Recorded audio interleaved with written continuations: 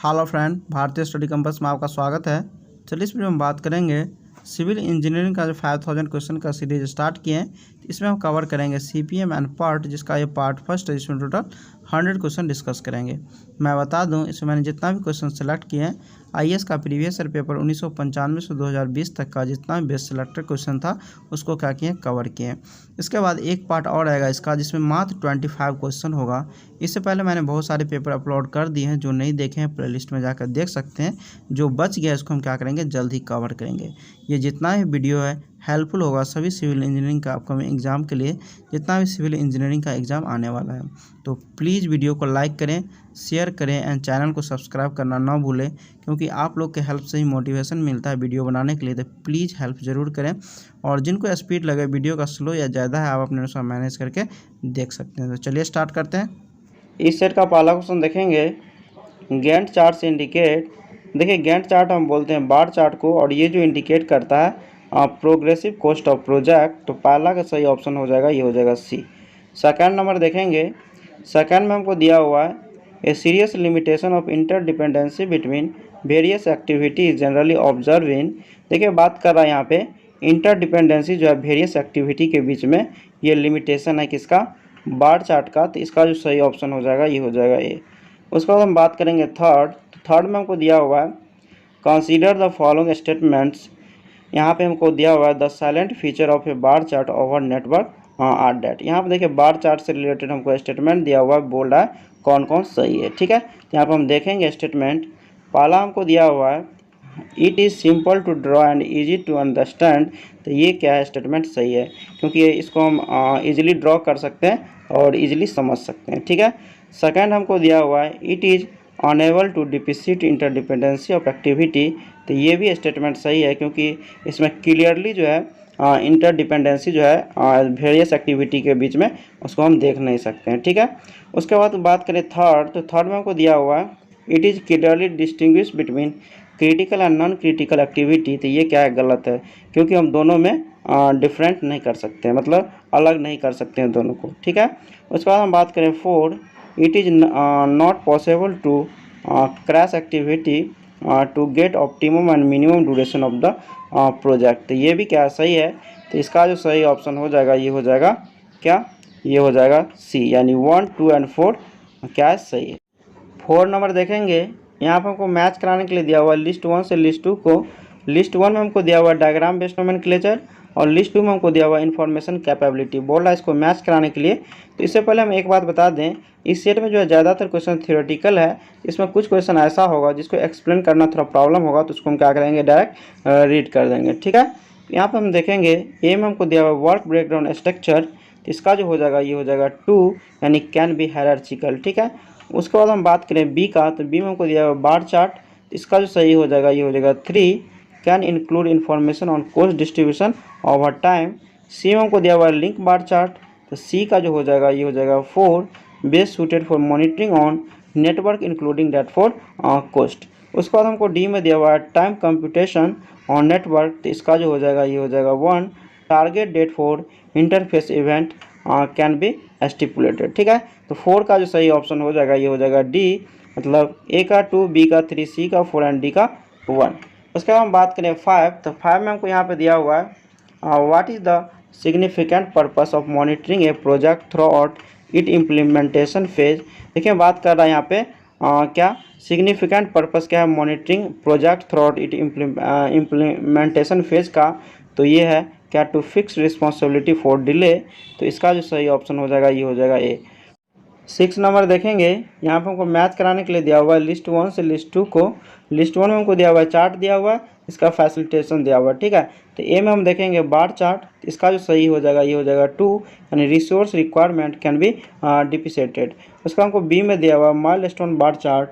तो बी का हो जाएगा 3, यानी higher level of authority can affect monitoring and control. C में हमको दिया हुआ है WBS। इसका फुल फॉर्म होता है वर्क ब्रेकडाउन स्ट्रक्चर। इसका जो सही हो जाएगा, ये हो जाएगा 4, trade based site supervision can be assign. इसके बाद हम डी देखेंगे। डी में हमको दिया हुआ है लिंक बार चार्ट। तो डी का जो हो जाएगा, वो हो जाएगा 1, activity dependency can be employed. ठीक है। तो 6 का जो सही ऑप्शन हो जाएगा, ये हो जाएगा डी, मतलब ए का 2, बी का 3, सी का 4 एंड डी का 1। उसके बाद हम बात करें 7, तो 7 में हमको यहाँ पे दिया हुआ है consider the following statement in work breakdown structure. यहाँ पर देखिए वर्क ब्रेकडाउन स्ट्रक्चर से रिलेटेड हमको स्टेटमेंट दिया हुआ है, बोल रहा है which of the above statement is are correct. तो हम पहला देखेंगे, पहला हमको दिया हुआ है it is a graphical representation of entire program. तो ये स्टेटमेंट गलत है, क्योंकि वर्क ब्रेकडाउन स्ट्रक्चर क्या एक डिवाइस है जो ये जो क्या फंक्शनल एलिमेंट प्रोजेक्ट में इसका हम क्या करते हैं यूज़ करते हैं, ये जो दिखाता है इंटर रिलेशनशिप को, ठीक है। तो ये क्या है स्टेटमेंट गलत है। सेकेंड हमको दिया हुआ है the top down approach to planning is adopted. ये सही है, क्योंकि इसमें जो है हम टॉप डाउन अप्रोच प्लानिंग के लिए क्या करते हैं अडॉप्ट करते हैं। तो थर्ड देखें, थर्ड मेरा क्या हो जाएगा, ये गलत हो जाएगा, क्योंकि यहाँ पे दिया हुआ है down top approach to planning is adopted, ठीक है। यहाँ पे होता है क्या टॉप डाउन होता है, तो ये गलत हो गया। उसके बाद हम 4 में दिया हुआ है it is suitable for complex project. तो ये स्टेटमेंट क्या है सही है, क्योंकि इसका हम कम्प्लेक्स प्रोजेक्ट के लिए यूज़ करते हैं। तो 7 का जो सही ऑप्शन हो जाएगा ये हो जाएगा बी, यानी 2 एंड 4 क्या है सही है। 8 नंबर देखेंगे कंसीडर द फॉलोइंग स्टेटमेंट्स। यहाँ पर हमको 3 स्टेटमेंट दिया हुआ है, बोल्ड है which of this statement is are correct, ठीक है। तो हम पहला देखेंगे, पहला हमको दिया हुआ इन work breakdown structure top down approach is adopted. तो ये क्या है सही है, क्योंकि हम पिछले क्वेश्चन में देखे हैं ये जो है टॉप डाउन अप्रोच क्या क्या है इसमें अडॉप्ट किया जाता है। सेकेंड हमको दिया हुआ bar chart depreciate interdependency of activity. तो ये स्टेटमेंट गलत है, क्योंकि बार चार्ट में जो है इंटरडिपेंडेंसी जो है वेरियस एक्टिविटी का ये शो नहीं करता है, ठीक है। उसका हम थर्ड देखेंगे controlling can be better achieved in milestone chart. तो ये क्या है सही है, क्योंकि माइलस्टोन चार्ट में जो है क्या किया जाता है कंट्रोल बेटर अचीव किया जाता है बार चार्ट के रिस्पेक्ट में, ठीक है। तो इसका जो सही ऑप्शन हो जाएगा 8 का ये हो जाएगा ए, यानी 1 एंड 3 क्या है सही है। उसका हम बात करें 9 नंबर, तो 9 में हमको दिया हुआ है A bar chart is commonly use because. तो इसका जो सही ऑप्शन हो जाएगा 9 का ये हो जाएगा ए, यानी it is simple to draw and easy to understand, ठीक है। तो 9 का सही हो गया ये हो गया ए। 10 नंबर देखेंगे A link bar chart in an improvement over a conventional bar chart because. देखिए बात कर रहा है लिंक बार चार्ट जो है मेरा इम्प्रूवमेंट वर्जन है किसका बार चार्ट का। तो इसका जो मेन रीजन है क्या है float will be available for utilization as needed, यानी इसका स्टेटमेंट 2 ओनली क्या है सही है। तो इसका जो सही ऑप्शन हो जाएगा ये हो जाएगा सी। उसके बाद हम बात करें 11, तो 11 में हमको दिया हुआ यहाँ पे the purpose of work breakdown structure in project planning is mainly to. देखिए बात कर रहा है पर्पस, हम किस पर्पस से वर्क ब्रेकडाउन स्ट्रक्चर का यूज़ करते हैं प्रोजेक्ट प्लानिंग में। तो इसका जो सही ऑप्शन हो जाएगा ये हो जाएगा सी, यानी 2 एंड 3 स्टेटमेंट क्या है इससे रिलेटेड सही है। 2 में हम देखेंगे दिया हुआ है relate activity under particular trade specialization to help in organizing for project staff. 3 हमको दिया हुआ है coordinate regarding milestone event across trade specialization to improve the synergy between the trades. तो इसका जो सही ऑप्शन हो जाएगा ये हो गया सी। 12 नंबर देखेंगे which are the following is are the main drawback in adopting bar charts. देखिए बात कर रहा है यहाँ पे 3 स्टेटमेंट दिया हुआ है, बोल्ड है, इसमें से कौन जो है मेन ड्रॉबैक है किसका बार चार्ट का। तो इसका जो सही स्टेटमेंट हो जाएगा ये हो जाएगा 2, यानी the sequence of activities not defined at all. तो इसका जो सही ऑप्शन हो जाएगा ये हो जाएगा बी। उसका हम बात करें 13 में हमको दिया हुआ है which are the following technique belong to project time plan. देखिए बात कर रहा है यहाँ पे 4 स्टेटमेंट दिया हुआ है, बोल्ड है, इसमें से कौन कौन सा टेक्निक जो हम यूज़ करते हैं प्रोजेक्ट टाइम प्लान के लिए। तो इसका जो हम स्टेटमेंट देखें पहला हमको दिया हुआ है क्रिटिकल पाथ मेथड। तो ये हम क्या करते हैं यूज करते हैं। सेकेंड हमको दिया हुआ प्रेसिडेंस नेटवर्क एनालिसिस, तो ये भी यूज करते हैं। थर्ड हमको दिया हुआ है लाइन ऑफ बैलेंस टेक्निक, तो ये भी यूज करते हैं। 4 हमको दिया हुआ लीनियर प्रोग्राम चार्ट, तो ये भी यूज करते हैं। तो इसका जो सही ऑप्शन हो जाएगा ये हो जाएगा डी, यानी 1, 2, 3 एंड 4 सभी क्या सही है। उसका हम बात करें 14, तो 14 हमको दिया हुआ है the graphical representation varying long duration job are broken down to के segmental elements wherein events are shown in chronological order without attention to logic sequence and wherein interdependency between the event is not highlighted is referred to as। तो इसको हम बोलते हैं mild chart, ठीक है, जो improvement version है किसका बार चार्ट का, और उसमें की सेगमेंट सब एलिमेंट क्या होता है दिखाया जाता है। तो इसका जो सही हो जाएगा ये हो जाएगा बी। 15 देखेंगे the project plan for construction. यहाँ आप देखिए हमको प्रोजेक्ट प्लान फॉर कंस्ट्रक्शन से रिलेटेड 3 स्टेटमेंट दिया हुआ है, बोल्ड है कौन कौन सही है। तो इसका जो सही ऑप्शन हो जाएगा ये हो जाएगा बी, यानी तीनों स्टेटमेंट क्या है, सही है। चलिए इसको हम रीड कर देते हैं। तो पहला हमको दिया हुआ है clearly defined project scope of work, it break down project objective into clear identifiable attainable and verifiable goals. Second हमको दिया हुआ identifies critical activities thus enabling management of project by exceptions. 3 हमको दिया हुआ provide the basis for coordinating the efforts of client, consultant, architect, designers, quality surveyor, specialist, supplier, contractor and project staff. ये सभी क्या है, सही है। उसका हम 16 देखेंगे। 16 में हमको दिया हुआ है which one of the following technique is not cover in project network analysis. देखिए बात कर रहा है इसमें से कौन सा टेक्निक को हम नहीं यूज करते हैं प्रोजेक्ट नेटवर्क एनालिसिस में। इसका जो सही ऑप्शन हो जाएगा डी, यानी मेजरमेंट बुक। ठीक है, इसके अलावा जो हमको 3 ऑप्शन दिया हुआ है सभी हम क्या करते हैं, यूज करते हैं प्रोजेक्ट नेटवर्क एनालिसिस में, जैसे critical path method, program evaluation and review technique, यानी पॉट की बात कर रहा है। सी हमको दिया है प्रोसीड्यूर नेटवर्क एनालिसिस। ये सभी हम क्या करते हैं, यूज करते हैं प्रोजेक्ट नेटवर्क एनालिसिस में। 17 देखेंगे the network rules are commonly to all activity on arrow networking system.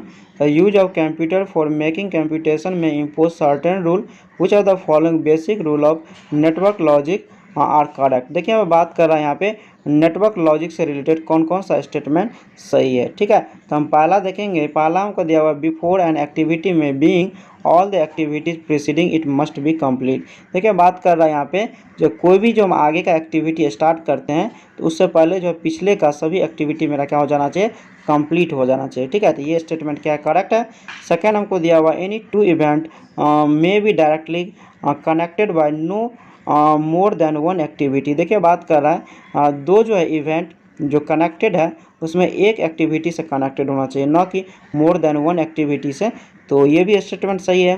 Third हमको दिया हुआ है event number must not be duplicated in network. तो ये भी स्टेटमेंट क्या है, सही है। तो इसका जो सही ऑप्शन हो गया ये हो गया डी, यानी 1, 2 एंड 3 सभी क्या है, सही है। उसका हम बात करें 18। तो 18 में हमको दिया हुआ है the total number of error in the given क्या arrow on activity network is. देखिए बात कर रहा है इसमें डायग्राम में कौन कौन सा मतलब कितना एरर दिखा रहा है। ठीक है, यहाँ पे यदि हम देखें 2 से 4 इवेंट के बीच में यहाँ पे देखिए 2 क्या है एक्टिविटी कनेक्टेड है। यहाँ पे क्या होगा, ओनली 1 एक्टिविटी कनेक्टेड होगा। ये मेरा रूल है, बेसिक रूल। तो ये क्या हो जाएगा, एक यहाँ पे एरर आ जाएगा। सेकेंड हमको देखिए यहाँ पे 7 से 8 में हमको दिया हुआ है यहाँ पे डमी एक्टिविटेड से क्या क्या कनेक्ट किया। तो डायरेक्ट हम डमी से कनेक्ट नहीं करते हैं। यदि कोई और अदर एक्टिविटी रहता तो उसके केस में हम क्या करते हैं, यहाँ से डमी से कनेक्ट करते हैं। ठीक है, तो ये भी एक यहाँ पे एरर आ गया। और यहाँ पे यदि हम बात करें 4 से 6 के बीच में, यहाँ भी हम डायरेक्ट क्या करते हैं, डमी से क्या करते हैं, कनेक्ट नहीं करते। तो यहाँ पे कितना 3 एरर आ गया। तो 18 का जो सही ऑप्शन हो जाएगा ये हो जाएगा क्या, सी। उसका हम बात करेंगे 19। तो 19 में हमको यहाँ पर दिया हुआ है activity C follows activity A and activity D follows activity A and B the correct network for the project is.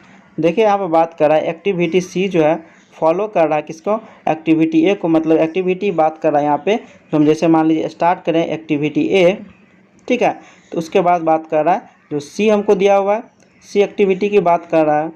उसके बाद बात कर रहा है activity D follow activity A and B. यहाँ पर देखिए मान लेते हैं हम बी एक्टिविटी क्या करते हैं, स्टार्ट करते हैं। ठीक है, और तो यहाँ पे बात कर रहा है यहाँ पे डी एक्टिविटी स्टार्ट करते हैं। तो बोल रहा है जो ए बी को फॉलो करेगा कौन, डी। ठीक है, तो यहाँ पे मान लीजिए डमी से कनेक्ट कर दिए। तो इसका जो सही ऑप्शन हो जाएगा ये हो जाएगा बी। मतलब सबसे पहले है जो ए क्या सी को फॉलो कर रहा है, मतलब ए जो फॉलो कर रहा है सी को, और यहाँ पे बी फॉलो कर रहा है डी को, यानी ए और बी दोनों फॉलो कर रहा है किसको, डी को। तो इसका जो सही हो गया ये हो गया बी।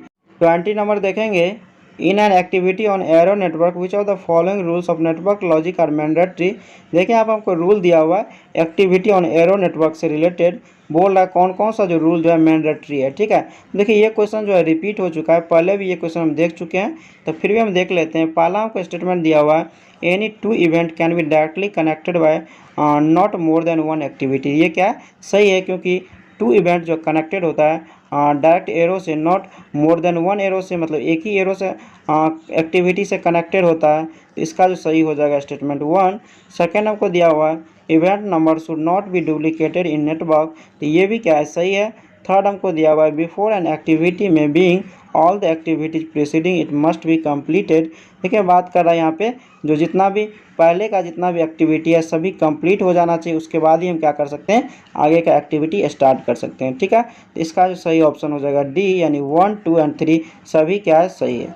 उसका हम बात करें 21 में हमको दिया हुआ है which are the following statement is are correct. यहाँ पर हमको 3 स्टेटमेंट दिया हुआ है, बोल रहा है कौन कौन करेक्ट है। तो हम पहला देखेंगे, पहला हमको दिया हुआ है N activity is in between 2 nodes number which need not be in an increasing order in the activity progress sequence. तो ये स्टेटमेंट गलत है, क्योंकि इसमें जो क्या होता है इंक्रीजिंग ऑर्डर में होता है एक्टिविटी प्रोग्रेस सीक्वेंस, तो ये क्या हो गया, गलत हो गया। सेकेंड हमको दिया हुआ है the length of the arrow in a network has certain significance. देखिए यहाँ पे बता दें जो एरो का जो है, लेंथ ऑफ एरो का जो है कोई सिग्निफिकेंट नहीं होता, चाहे आप छोटा लिखे या बड़ा लिखे उससे कोई मतलब नहीं होता, तो ये भी स्टेटमेंट क्या है, गलत है।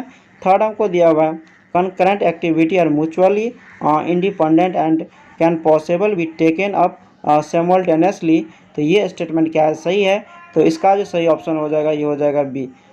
22 देखेंगे, consider the following features factors. यहाँ पे हमको 5 स्टेटमेंट दिया हुआ है, बोल रहा है PERT is prefer for planning because. यहाँ पे देखें हम पर्ट का फुल फॉर्म देखें तो ये जो होता है मेरा क्या, प्रोग्राम इवैल्यूएशन रिव्यू टेक्निक। और यहाँ पर हम देखें स्टेटमेंट पहला, तो पहला हमको दिया हुआ project out of the non repeating type, तो इसके लिए हम क्या करते हैं, पर्ट को प्रेफर करते हैं, तो ये स्टेटमेंट क्या है, सही है। सेकेंड हमको दिया हुआ time required need not be known, तो ये भी क्या है, स्टेटमेंट सही है। ठीक है, थर्ड हमको दिया हुआ time required is known precisely, तो ये स्टेटमेंट क्या है, गलत है, क्योंकि यहाँ पे time required need not be known होना चाहिए। फोर हमको दिया हुआ है event have been establish for planning, तो ये स्टेटमेंट क्या है, सही है। 5 हमको दिया हुआ emphasis given to activities of project, तो ये स्टेटमेंट क्या है, इसका गलत है। यानी यहाँ पे सही स्टेटमेंट कौन कौन सा हो गया, 1, 2 एंड 4, इसका जो सही ऑप्शन हो जाएगा ये हो जाएगा ए, यानी 1, 2 एंड 4 क्या करेक्ट है। उसका हम बात करें 23 हमको दिया हुआ है given that T equal to the duration of the various job, हमको टीएम दिया हुआ है mean time of different duration, N दिया हुआ है नंबर ऑफ ऑब्जर्वेशन, पूछ रहा है the standard deviation is given by. देखिए स्टैंडर्ड डेविएशन का जो मेरा फार्मूला होता है ये होता है क्या, root under summation of T minus T M का होल स्क्वायर बट्टे एन। यहाँ पे हमको दिया हुआ है टी कौन चीज़ है, टी एम क्या है, एन क्या है, तो इसका जो सही ऑप्शन हो गया ये हो गया डी। 24 देखेंगे, for a given activity the optimistic time, pessimistic time and the most probable estimates are 5, 17 and 8 day respectively, the expected time is. देखिए बात कर रहे हैं यहाँ पे एक्सपेक्टेड टाइम निकालने के लिए, तो इसका हम फार्मूला जानते हैं, ये होता है टी इक्वल टू क्या, T O plus 4 into T M plus T P बट्टे 6। यहाँ पे टी हो गया मेरा क्या, ऑप्टिमिस्टिक टाइम, और टी एम हो गया मोस्ट प्रोबेबल टाइम, और टी पी हो गया मेरा क्या, पेसिमिस्टिक टाइम। ठीक है, यहाँ पे सभी का वैल्यू हमको दिया हुआ है, पुट कर देंगे और निकल जाएगा। ठीक है, यहाँ पे हमको टी ओ का वैल्यू 5 दिया हुआ है, 5 पुट कर देंगे। टी एम का वैल्यू हमको कितना दिया हुआ है, ये हमको दिया हुआ है 8, यहाँ पे 8 पुट कर देंगे। और यहाँ पे हमको टीपी का वैल्यू कितना दिया हुआ है 17, यहाँ 17 पुट कर देंगे और 6 से भागा दे देंगे, यहाँ पे निकल के आ जाएगा कितना, 9 डेज। तो इसका जो सही ऑप्शन हो जाएगा ये हो जाएगा बी। उसके बाद हम बात करें 25 में हमको यहाँ पे दिया हुआ है the time estimates obtain from 4 contractor P Q R and S for executing a particular job are as under. यहाँ पे देखिए हमको कॉन्ट्रैक्टर दिया हुआ है पी क्यू आर एस, इसका हमको ऑप्टिमिस्टिक टाइम दिया हुआ है सभी के लिए। उसके बाद हमको मोस्ट लाइकली टाइम दिया हुआ है और पेसिमिस्टिक टाइम दिया हुआ है सभी के लिए। बोल रहा है which one of the this contractor is more certain about completing the job in time. देखिए बात कर रहा है इनमें से कौन सा कॉन्ट्रैक्टर जो है टाइम पे अपना जॉब कंप्लीट कर रहा है। ठीक है, तो इसके लिए सबसे पहले हम क्या करेंगे, वेरिएंस निकाल लेंगे। ठीक है, वेरिएंस निकालेंगे और जिसका वेरिएंस कम आएगा वो क्या करेगा, टाइम पे अपना जॉब कंप्लीट करेगा। ठीक है, यहाँ पे देखिए वेरिएंस का जो फार्मूला होता है, वेरिएंस का ये क्या होता है, ये होता है T P minus T O बट्टे 6 का होल स्क्वायर। ठीक है, यहाँ पे हो गया मेरा पेसिमिस्टिक टाइम और ये मेरा क्या हो गया, ये हो गया ऑप्टिमिस्टिक टाइम। ठीक है, तो यहाँ पे हम क्या करेंगे, इसका वैल्यू पुट कर देंगे और सभी केस के लिए, मतलब कॉन्ट्रैक्टर पी के लिए, कॉन्ट्रैक्टर क्यू के लिए, कॉन्ट्रैक्टर आर के लिए, कॉन्ट्रैक्टर एस के लिए, तो हमको वेरिएंस हमको चारों का पता चल जाएगा, उसके बाद हम कर सकते हैं। ठीक है, तो चलिए हम एक का करके दिखा दे रहे हैं। जैसे मेरा पी है, ठीक है, पी के लिए हम करेंगे तो यहाँ पे हमको ऑप्टिमिस्टिक टाइम कितना दिया हुआ है, 5 दिया हुआ है, इसके जगह हम क्या करेंगे 5 पुट कर देंगे। और पेसिमिस्टिक टाइम इसके लिए हमको कितना दिया हुआ है, 13 दिया हुआ है, 13 पुट कर देंगे और यहाँ पे हम क्या करेंगे 6 से भागा दे देंगे। ये जो मेरा निकल के आ जाएगा कितना 1.78। ठीक है, इसी तरह यदि हम बात करें सभी का, यानी पी का जो हमको निकल के आता है कितना 1.78 और क्यू का मेरा निकल के आता है क्या 1 और आर का निकल के आता है 2.25 और हमको एस का निकल के आता है 1.25। तो यहाँ पे मिनिमम किसका आ गया 1 का। ये है क्या, क्यू कॉन्ट्रैक्टर जो है टाइम पे अपना जॉब कंप्लीट करेगा, तो इसका जो सही ऑप्शन हो जाएगा ये हो जाएगा बी। उसका हम बात करें 26, तो 26 में हमको दिया हुआ है the probability distribution taken to represent the completion time in PERT analysis. देखिए बात कर रहे हैं यहाँ पे हम जो पार्ट का जो एनालिसिस करते हैं उसमें जो हम टाइम कंसीडर करते हैं, तो देखिए यहाँ पे हमको ज़्यादातर कन्फ्यूजन होता है जो किसमें बीटा डिस्ट्रीब्यूशन में, नॉर्मल डिस्ट्रीब्यूशन में। ठीक है, यहाँ पे देखिए कंप्लीट टाइम की बात करें तो उस केस में हम क्या लेते हैं, नॉर्मल डिस्ट्रीब्यूशन लेते हैं। उसके आगे आपको पता चल जाएगा बीटा डिस्ट्रीब्यूशन किस केस में लेते हैं। ठीक है, तो ये चीज़ हमको थोड़ा दिमाग में रखना है क्योंकि इसमें ज़्यादातर कन्फ्यूजन हो जाता है। तो कंप्लीट टाइम की बात करें पार्ट में तो हम लेंगे नॉर्मल डिस्ट्रीब्यूशन, तो इसका जो सही ऑप्शन हो जाएगा ये हो जाएगा बी। 27 देखेंगे, these are 4 consecutive activities in a simple linear network, each with mean duration of t and each with k as the standard deviation of its duration. The overall project duration through these activities is likely to be in the range.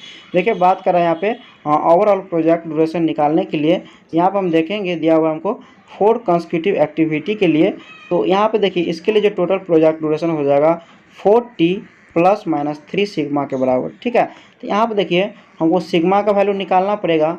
यहाँ पे 4 consecutive activity के लिए यदि हम sigma का value देखें, ये जो मेरा सिग्मा का वैल्यू क्या आ जाएगा, स्टैंडर्ड डेविएशन ये आ जाएगा रूट अंडर के, हर एक के लिए के दिया हुआ है तो के हम मान लेते हैं हर एक के लिए के ही है, तो 1 2 मानने का ज़रूरत ही नहीं है, के स्क्वायर हो जाएगा, के स्क्वायर हो जाएगा, के स्क्वायर हो जाएगा प्लस के स्क्वायर हो जाएगा रूट के अंदर। ठीक है, तो ये जो सिग्मा निकल के हमको आएगा ओवरऑल कितना, तो सिग्मा बराबर आएगा 2k के बराबर। तो यहाँ पे यदि हम पुट कर देते हैं सिग्मा की जगह 2k, ये मेरा कितना आ जाता है 4t प्लस माइनस कितना आ जाएगा 6k के बराबर। तो इसका जो सही ऑप्शन हो जाएगा 27 का, ये हो जाएगा क्या डी। उसका हम बात करें 28, तो 28 में हमको दिया हुआ है in PERT analysis the time estimates of activity and probability of their occurrence follow। तो देखिए यहाँ पे जो है पार्ट एनालिसिस में यहाँ पे एस्टिमेशन जो टाइम की बात करेगा ये होगा बीटा डिस्ट्रीब्यूशन का। ठीक है, तो इसका जो सही ऑप्शन हो जाएगा ये हो जाएगा बी। यदि जहाँ पे कंप्लीट टाइम की बात करें वहाँ पे नॉर्मल डिस्ट्रीब्यूशन हम यूज़ करते हैं। ठीक है, उसके बाद हम बात करें 29, तो 29 में हमको यहाँ पे मैच कराने के लिए दिया हुआ है, हमको दिया हुआ क्या इनपुट इनटू नेटवर्क दिया हुआ है और इसका बेसिस दिया हुआ है। तो हम पहला देखेंगे ए में हमको दिया हुआ है एक्टिविटी टाइम, तो इसका जो सही हो जाएगा ये हो जाएगा 3, यानी total cost of each activity is considered. ठीक है, हमको बी में दिया हुआ है पार्ट ड्यूरेशंस, तो इसका जो सही हो जाएगा ये हो जाएगा 1, यानी availability of resources is not discussed. ठीक है, हमको सी में दिया हुआ है WBS यानी वर्क ब्रेकडाउन स्ट्रक्चर, तो सी का जो हो जाएगा ये हो जाएगा 4, needed supervisory inputs are considered. हमको डी में दिया हुआ इंटरफेसेस, तो इसका जो हो जाएगा ये हो जाएगा 2, senior managements involvement in is assume. ठीक है, 29 का जो सही ऑप्शन हो जाएगा ये हो जाएगा ए, मतलब ए का 3, बी का 1, सी का 4 एंड डी का 2। उसका हम बात करें 30 में हमको दिया हुआ प्रोबेबिलिस्टिक टाइम इज, तो इसका जो सही ऑप्शन हो जाएगा 30 का ये हो जाएगा बी, यानी जिसको हम एक्सपेक्टेड टाइम जो हम निकालते हैं यही बोल रहा है प्रोबेबिलिस्टिक टाइम, यानी TO plus TP plus 4TN by 6, जहाँ पे हमको TO दिया हुआ ऑप्टिमिस्टिक टाइम, TP दिया हुआ प्रेशर टाइम और TN दिया हुआ मोस्ट लाइकली टाइम। ठीक है, तो इसका जो सही हो गया ये हो गया बी। 31 देखेंगे, the line of A part network is show above the diagram with A and B durations what is the probable range of the total duration. देखिए बात करा यहाँ पे हमको पार्ट का नेटवर्क डायग्राम दिया हुआ है, बोल रहा है क्या, probable range of total duration निकालने के लिए। तो इसका जो हम फार्मूला जानते हैं probable range of total duration का, ये होता है मेरा क्या, टी प्लस माइनस क्या 3 सिग्मा। टी हो गया मेरा एक्सपेक्टेड टाइम और सिग्मा हो गया स्टैंडर्ड डेविएशन। तो हमको यहाँ पे जो नेटवर्क डायग्राम दिया हुआ है उसके लिए हमको टोटल क्या एक्सपेक्टेड टाइम निकालना पड़ेगा और स्टैंडर्ड डेविएशन, उसके बाद हम वैल्यू पुट कर देंगे तो वो मेरा क्या आ जाएगा, यहाँ से probable range of total duration निकल जाएगा। ठीक है, तो सबसे पहले हम क्या करते हैं, एक्सपेक्टेड टाइम निकालते हैं सभी ए से बी तक के लिए, बी से सी तक के लिए, सी से डी तक के लिए और डी से ई तक के लिए। तो जितना मेरा मैक्सिमम आएगा टाइम वो ले लेंगे, यहाँ पे सिग्मा का वैल्यू हम निकाल के पुट कर देंगे तो आ जाएगा। तो चलिए सबसे पहले हम क्या करते हैं, एक्सपेक्टेड टाइम हम निकालते हैं। तो हम ए से बी तक के लिए देखेंगे तो इसका हम फार्मूला जानते हैं क्या होता है, ये होता है क्या, T O plus 4TM plus TP/6। ठीक है, तो यहाँ पे देखिए हमको ए से बी तक के लिए देखेंगे तो यहाँ पे हमको क्या दिया हुआ है, TO इक्वल टू हमको 8 दिया हुआ है।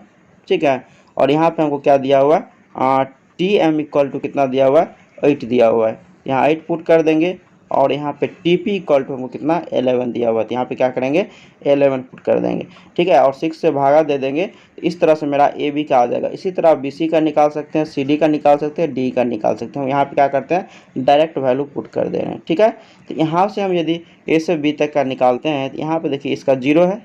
ठीक है, यहाँ पे मेरा आ जाएगा कितना 8.5 और फिर यहाँ पे इसका निकाल के इसे ऐड कर देंगे तो कितना आ जाएगा 22.5 और यहाँ पे हम क्या करेंगे सी से डी का निकाल के उसमें ऐड कर देंगे तो मेरा कितना आ जाएगा 30.5 और फिर डी से ई का निकाल के हम क्या करेंगे 30.5 ऐड कर देंगे तो मेरा आ जाएगा 37.5। तो मेरा टी बराबर कितना आ गया, ये आ गया 37.5 ये टोटल। उसके बाद हम क्या करेंगे स्टैंडर्ड डेविएशन निकालेंगे और स्टैंडर्ड डेविएशन का हम फार्मूला जानते हैं क्या होता है, sigma equal to TP minus क्या होता है मेरा TO बट्टे क्या होता है 6। ठीक है, तो ये हम फार्मूला यूज करेंगे। उसके जगह हम क्या करेंगे यहाँ से निकाल लेंगे स्टैंडर्ड डेविएशन। तो यहाँ पे हम सभी का निकाल लेंगे, इस पोर्शन का, इस पोर्शन का, इस पोर्शन का और इस पोर्शन का, सभी का निकाल के हम क्या करेंगे इसका जो टोटल का मेरा जो फार्मूला होता है सिग्मा इक्वल टू ये होता है क्या रूट अंडर के अंदर, और इसका यदि हम निकालते हैं सिग्मा तो ये आता है क्या 0.5 और इसका यदि निकालते हैं तो आता है 1 और इसका निकालते हैं तो आता है मेरा क्या 0.66 और इसका निकालते हैं आता है क्या 1। तो हम सभी का क्या कर देंगे रूट के अंदर स्क्वायर कर देंगे, यानी 0.5 का स्क्वायर कर देंगे, यहाँ 1 का स्क्वायर कर देंगे, 0.66 का स्क्वायर कर देंगे और प्लस क्या करेंगे 1 का स्क्वायर कर देंगे। तो ये जो मेरा निकल के आ जाएगा टोटल कितना आ जाएगा, ये आ जाएगा 1.6387 के बराबर। तो हम क्या करेंगे ये वैल्यू पुट कर देंगे उसमें। फार्मूला मेरा क्या था TE प्लस माइनस 3 सिग्मा के बराबर। यहाँ पे यदि हम TE का वैल्यू पुट कर दे 37.5 और यहाँ पे प्लस माइनस है, यहाँ पे 3 है, सिग्मा का वैल्यू पुट कर दे 1.6387। यहाँ से जो हमको निकल के आ जाएगा क्या, एक पॉजिटिव में एक निगेटिव में, तो 2 वैल्यू आएगा। तो मेरा वैल्यू निकल के आएगा 32.6 और 42.4। ठीक है, तो 31 का जो सही ऑप्शन हो जाएगा ये हो जाएगा डी। उसका हम बात करें 32, तो 32 में हमको दिया हुआ है यहाँ पे हमको दिया हुआ है ABCD and E are the 5 activities along the unique critical path of a AOA network of activity, their characteristic are as under. यहाँ पे हमको दिया हुआ है एक्सपेक्टेड ड्यूरेशन हमको दिया हुआ है और स्टैंडर्ड डेविएशन दिया हुआ है। बोल रहा है what is the possible range of the क्या प्रोजेक्ट ड्यूरेशन हमको निकालने के लिए। तो सेम क्वेश्चन है पिछले क्वेश्चन की तरह, बट यहाँ पे हमको एक्सपेक्टेड ड्यूरेशन हमको दे दिया है सबका अलग अलग और स्टैंडर्ड डेविएशन भी हमको दे दिया है। तो हम क्या करेंगे यहाँ पे टोटल जो है एक्सपेक्टेड ड्यूरेशन इसको हम सम कर देंगे। तो सम कर देंगे तो ये मेरा कितना निकल के आएगा 7 प्लस 6 प्लस 11 प्लस 14 प्लस 5 कर देंगे तो मेरा जो TE का वैल्यू कितना आ जाएगा, ये आ जाएगा क्या 43 डेज। और यहाँ पे हम स्टैंडर्ड डेविएशन निकालेंगे टोटल, तो ये सिग्मा बराबर मेरा हो जाएगा रूट अंडर क्या 2 का स्क्वायर प्लस 2 का स्क्वायर प्लस 3 का स्क्वायर प्लस 4 का स्क्वायर प्लस 1 का स्क्वायर। ठीक है, तो ये जो मेरा निकल के आ जाएगा क्या स्टैंडर्ड डेविएशन, ये मेरा निकल के आ जाएगा 5.83 डेज। ठीक है, इसका जो हम फार्मूला जानते हैं क्या possible range of project duration का ये जो होता है मेरा क्या टी प्लस माइनस 3 सिग्मा के बराबर। तो टी का वैल्यू हमको कितना निकला है, ये निकला है 43, और यहाँ पे हम प्लस माइनस क्या कर देंगे 3 इंटू सिग्मा का वैल्यू मेरा दिया हुआ 5.83 अभी निकाले हैं। तो यहाँ पे यदि हम करें तो दो वैल्यू आएगा, पॉजिटिव एक पॉजिटिव आएगा दोनों, बट यहाँ पे एक निगेटिव है इसलिए दो वैल्यू निकलेगा।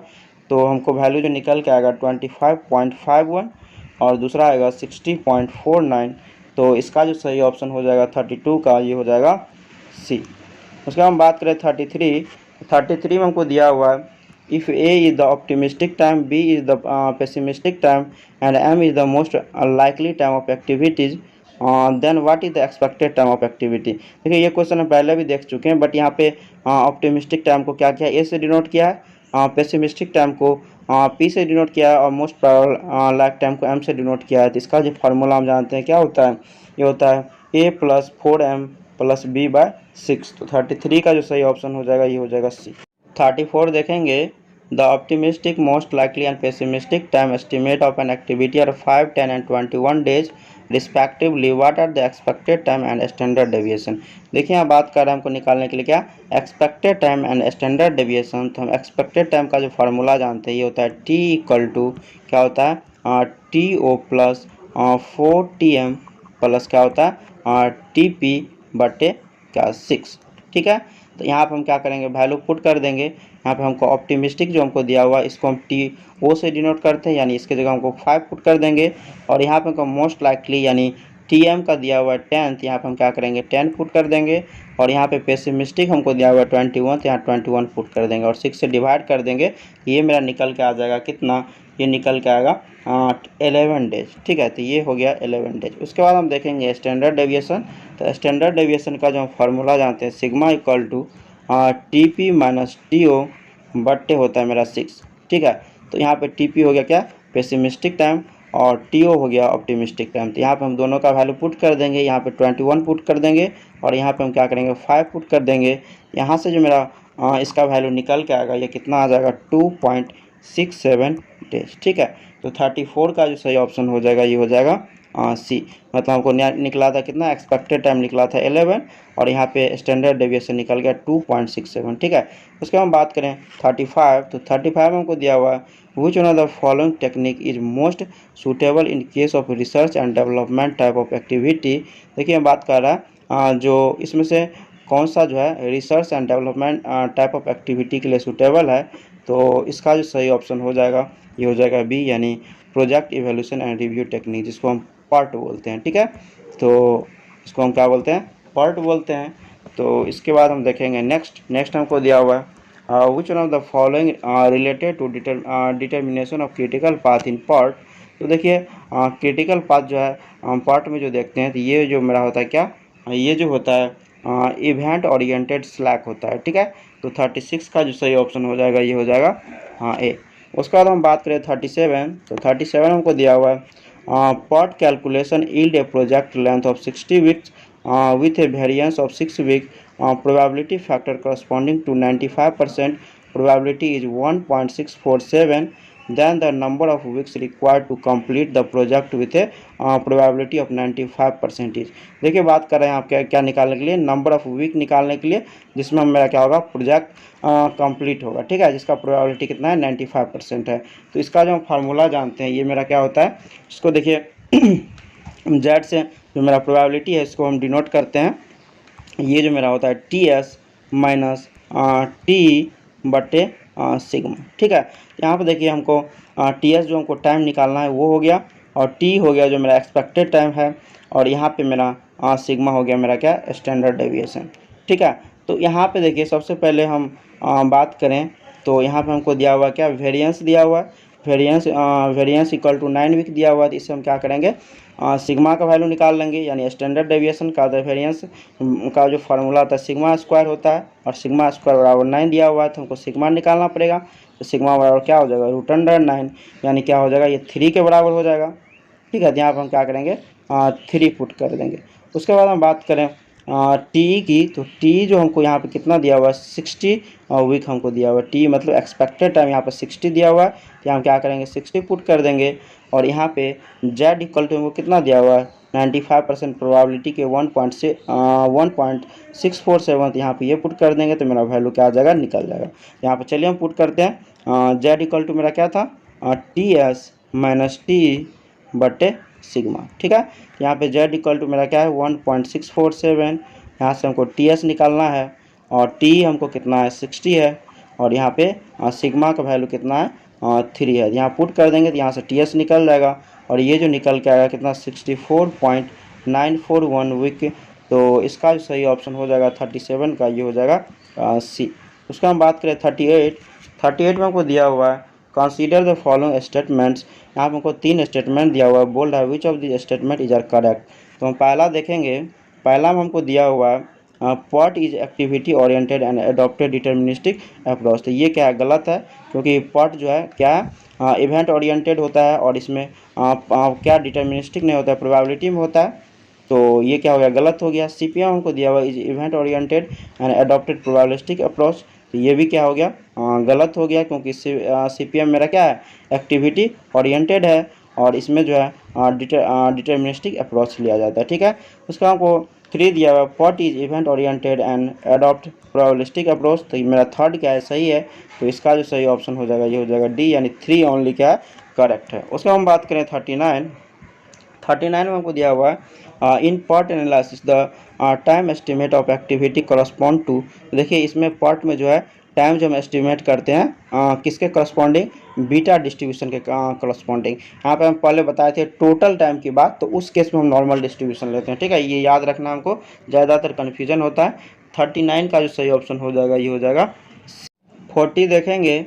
A father notes that when his teenage daughter uses the telephone, she talks no less than 5 minutes for a call, but sometimes as much as an hour.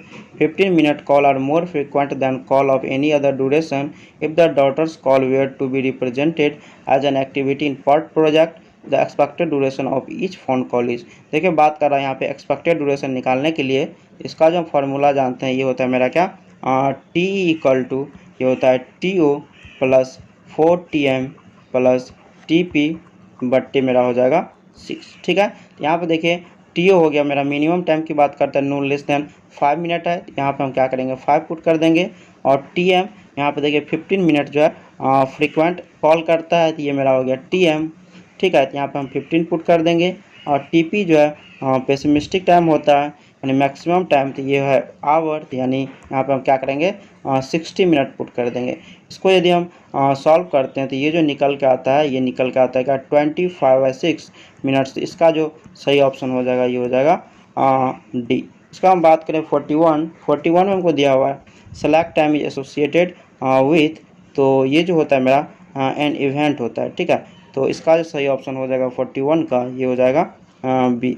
उसका हम बात करें 42 में हमको दिया हुआ है select time in PERT analysis, तो 42 का जो हो जाएगा ये हो जाएगा D is minimum for critical event. मतलब सेलेक्ट टाइम जो है पार्ट एनालिसिस में मिनिमम होना चाहिए किसके लिए क्रिटिकल इवेंट के लिए।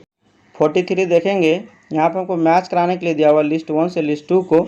लिस्ट 1 में हमको दिया हुआ डिस्क्रिप्शन ऑफ एक्टिविटी फ्लोट्स, और लिस्ट 2 में हमको दिया हुआ नेम ऑफ द फ्लोट। इसको हम मैच कराएंगे। ए में हम देखेंगे, ए में हमको दिया हुआ है क्या earliest start time of its successor activity minus earliest finish time of activity in question, तो इसका जो हो जाएगा ये हो जाएगा क्या 2, यानी फ्री फ्लोट्स। बी में हमको दिया हुआ time available for an activity performs minus the duration of the activity, तो इसका जो हो जाएगा ये हो जाएगा 1, यानी टोटल फ्लोट।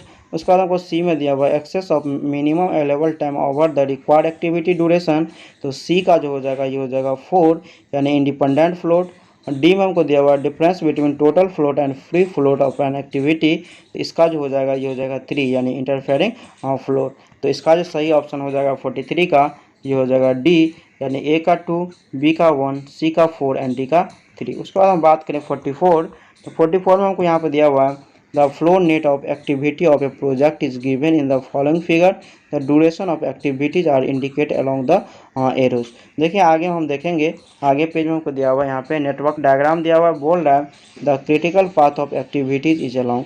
देखिए बात करें यहाँ पे क्रिटिकल पाथ बताने के लिए तो हम यहाँ पे बता दें क्रिटिकल पाथ उस पाथ को बोलते हैं जिसमें क्या होता है मेरा लॉन्गर टाइम कंज्यूम होता है। चलो देखिए यहाँ पे मेरा जाने का पाथ एक इधर है, एक इधर से है, एक इधर से है और एक मेरा क्या इधर से है। तो जिसमें मेरा ज़्यादा टाइम लगेगा जिस पाथ में वो मेरा क्या होगा क्रिटिकल पाथ होगा। चलिए यहाँ पर हम देखेंगे, यहाँ पे यदि हम देखते हैं नेटवर्क 1, 3, 6, 8 और 9 को, इसका यदि हम टाइम यदि टोटल काउंट करते हैं तो क्या होता है सबसे ज़्यादा होता है विथ रिस्पेक्ट टू इधर के नेटवर्क से या इधर के नेटवर्क से या इधर के नेटवर्क से, तो ये सबसे ज़्यादा होता है। तो ये मेरा क्या होगा क्रिटिकल पाथ होगा। तो इसका जो सही ऑप्शन हो जाएगा ये हो जाएगा 44 का, ये हो जाएगा सी, यानी 1, 3, 6, 8, 9। उसके बाद हम बात करें 45, तो 45 हमको यहाँ पे दिया हुआ है मैच कराने के लिए। तो हमको लिस्ट 1 में दिया हुआ आइटम दिया हुआ, लिस्ट 2 में हमको कैरेक्टरिस्टिक दिया हुआ है। तो ए का हम देखेंगे, ए में हमको दिया हुआ है एक्टिविटी, इसका जो हो जाएगा ये हो जाएगा क्या 2 रिसोर्स कंज्यूमिंग एलिमेंट। ठीक है, एक्टिविटी जो है मेरा रिसोर्स कंज्यूमिंग एलिमेंट है। बी में हमको दिया हुआ इवेंट, तो इसका जो हो जाएगा ये हो जाएगा क्या 4 यानी इंस्टेंटेनियस स्टेज। ठीक है, उसके बाद हमको सी में दिया हुआ है डमी, तो डमी जो है इसका हो जाएगा 1 रिसोर्सलेस एलिमेंट है, ना उसमें रिसोर्स का ज़रूरी होता है ना टाइम का ज़रूरी होता है। डी में हमको दिया हुआ फ्लोट, तो इसका जो हो जाएगा क्या 3 यानी स्पेयर टाइम। ठीक है, तो 45 का जो सही ऑप्शन हो जाएगा ये हो जाएगा सी, मतलब ए का 2, बी का 4, सी का 1 एंड डी का 3। उसका हम बात करें 46, तो 46 में हमको दिया हुआ है the following diagram so the detail necessary for the CPM network analysis. तो आगे हम देखेंगे, आगे पेज में यहाँ पर दिया हुआ है हमको नेटवर्क डायग्राम दिया हुआ है, बोल रहा है the critical path will be. तो यहाँ पे क्रिटिकल पाथ का कंसेप्ट बता चुके हैं, जिसमें ज़्यादा टाइम कंज्यूम होगा वो क्या होगा मेरा क्रिटिकल पाथ होगा। तो देखिए वो इसमें हम डिसाइड कैसे करेंगे, तो डिसाइड करने के लिए हम सबसे पहले देखेंगे इसको, देखेंगे इसमें नेटवर्क डायग्राम को। यहाँ पे देखिए हमको 1 से 2 में देखेंगे, इसको थोड़ा गौर से आपको देखना पड़ेगा। तो यहाँ से देखिए यहाँ पे अर्लीस्ट स्टार्टिंग टाइम मेरा कितना दिया हुआ है 0 है, तो यहाँ से यदि 1 इसमें ऐड करेंगे तो यहाँ पे 1 आएगा। और यहाँ से देखिए 2 लाइन हमको जा रहा है, 2 लाइन जा रहा है, तो यहाँ पर हम 2 से 3 देखें तो यहाँ पर मेरा 6 है, तो 6 और 1 कितना 7 हो गया। और इधर देखेंगे 2 से 4, तो यहाँ पर मेरा कितना आ गया, यहाँ पर देखिए 1 दिया हुआ है और यहाँ पे 9 है, तो 10 आना चाहिए, बट यहाँ पे 11 लिया है।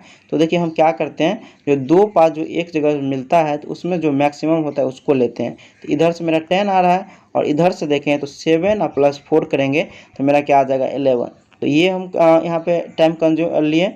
उसके बाद हम आगे देखेंगे 5 पॉइंट पे, तो 5 पे यदि देखेंगे तो 3 से 5 जा रहा है और 4 से 5 जा रहा है। तो अब हमको ये दोनों में काउंट करना है। तो यहाँ पे देखिए 7 है, इधर 8 है, तो ये कितना आ जाएगा आगे 15 आता है। बट इधर देखेंगे 11 + 5 जोड़ेंगे तो 16 आएगा, क्योंकि दोनों से मैक्सिमम लेते हैं। यहाँ 16 आया और आगे हमको एक ही पाथ है, तो 16 + 2 क्या आ जाएगा 18 आ जाएगा। तो यहाँ से यदि हम नेटवर्क देखें, तो नेटवर्क यदि हम देखेंगे मतलब क्रिटिकल पाथ का, तो मेरा कौन सा आएगा 1, 2, 3, उसके बाद हो जाएगा मेरा क्या 4, उसके बाद हो जाएगा 5, उसके बाद हो जाएगा 6, क्योंकि आप इसमें देख सकते हैं मैक्सिमम टाइम इस पाथ में मेरा कंज्यूम हुआ है। ठीक है, तो 46 का जो सही ऑप्शन हो जाएगा ये हो जाएगा बी। 47 देखेंगे, यहाँ पे हमको नेटवर्क डायग्राम दिया हुआ है, बोल रहा है for the network show in the above figure the number on each arrow denoted the time duration of activity in days, the earliest start time in day for activity 5, 6 is. देखिए बात कर रहा है यहाँ पे हमको अर्लीस्ट स्टार्ट टाइम निकालने के लिए इन एक्टिविटी 5, 6 के लिए। इसके लिए हम क्या करेंगे, सबसे पहले यहाँ पे जानने के लिए हमको पहले इधर का टाइम हमको निकालना पड़ेगा, मतलब अर्लीस्ट स्टार्ट टाइम, उसके बाद ही पता चलेगा। चलिए हम इसको निकालते हैं। देखिए यहाँ पे जो है नंबरिंग में थोड़ा गलती किया है, यहाँ पे 1 दे दीजिए। तो यहाँ से यदि हम देखें अर्लीस्ट स्टार्ट टाइम, तो ये जो मेरा होता है क्या, जो यहाँ पे मान लीजिए जो टाइम है उसमें जितना भी टाइम आगे बढ़ते चलेंगे, तो जिधर के लाइन में जाएंगे उतना जो एक्टिविटी का टाइम होगा उसको हम क्या करेंगे ऐड करते चलेंगे। तो वहाँ पे हमको आगे जो इवेंट है उसके लिए हमको क्या हो जाएगा टाइम पता चलते चलेगा, मतलब अर्लीस्ट स्टार्ट टाइम। तो यहाँ पे देखिए ये स्टार्टिंग है, तो यहाँ पे 0 टाइम होगा। यहाँ पे से 2 मान लीजिए यहाँ 1 माने हैं, तो 1 से 3 की तरफ बढ़े तो 0 + 1 यानी 1 आ जाएगा। और इधर यदि हम बढ़ते हैं 1 से 2 के तरफ, तो यहाँ मेरा कितना है 0 + 4, यहाँ 4 आ जाएगा।